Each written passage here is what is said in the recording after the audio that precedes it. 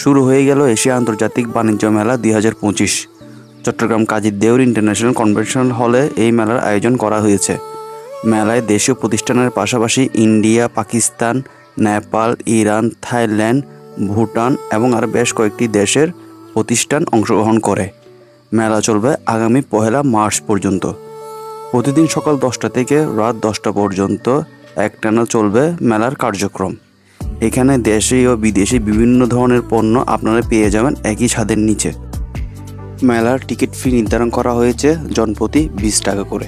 মেলায় এখনও সবগুলো স্টল সম্পূর্ণভাবে তৈরি হয়নি, এখন অনেকগুলো স্টলের কাজ চলতেছে। আপনারা যারা আসার চিন্তাভাবনা করছেন, আমার মনে হয় আগামী 2-3 দিন পরে করে আসলে ভালো হবে। তখন হয়তো জমে উঠবে এশিয়া আন্তর্জাতিক বাণিজ্য মেলা 2025।